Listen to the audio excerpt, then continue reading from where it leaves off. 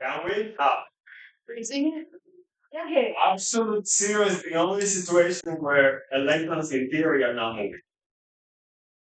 But unless we are at absolute zero, which is basically not really that possible in everyday situation, can we control the position of this electron?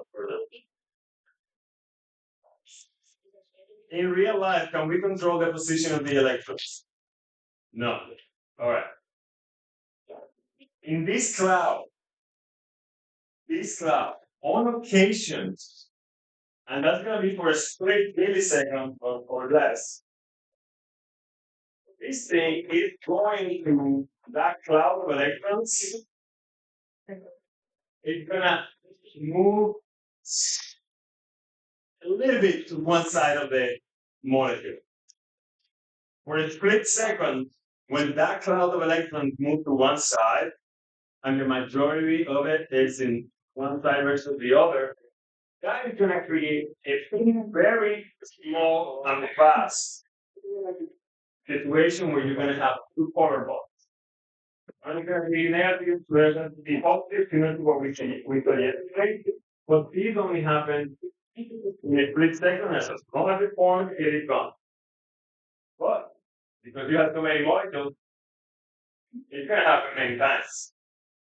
When it happens many times, and you happen to have two or more of these molecules, then you can align the positive with the negative side. Sophia?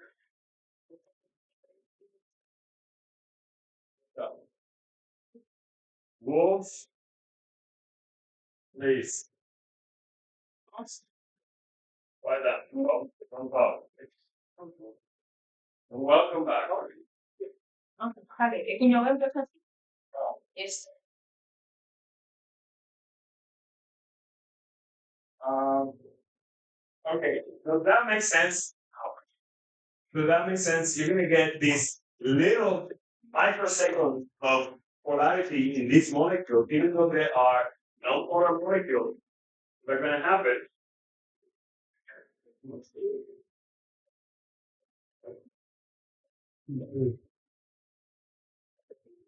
Can good boy? All right.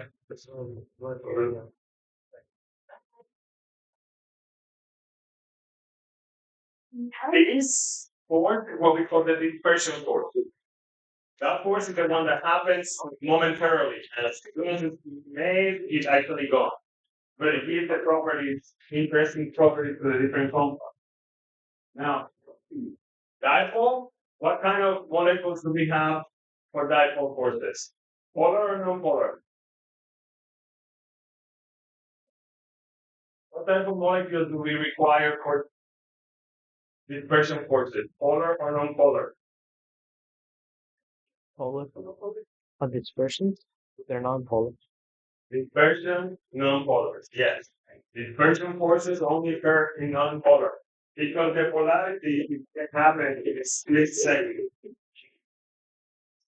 Now let's look at the next case. Now we're going to look at what we call the dipole interaction. The dipole interaction only happens on polar covalent bonds. Why? Because in polar covalent bonds you have permanent,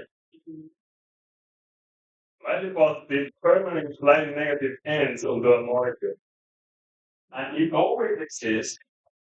When it always exists, the structure that it can create is a lot stronger than the previous one. So the previous one was there and gone at the same time, basically. No, this one is a slightly stronger version of.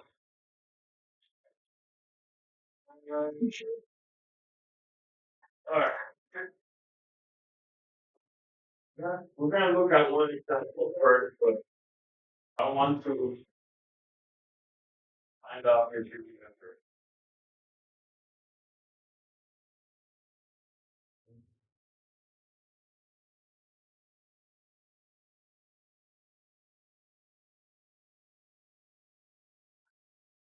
What is that compound? And you remember what is that compound? No, you don't remember if you didn't get to it. So that is iodine monochloride. Jesus. Say that again? The name of that compound is iodine monochloride. That form, does that compound have a ionic or a covalent bond or metallic? What kind of bond does it has? Look at the molecule. Ionic. Right? No. Yeah, ionic. Well, I do not understand. Leah Sophia, I really need you to calm down, please. Please pay attention over here. Not. I don't think it's ionic. O sea, que era Luis. Covalent. Officer, Círculo. class. Is that bond on this particular molecule ionic or is it covalent? And why? Or is it metallic?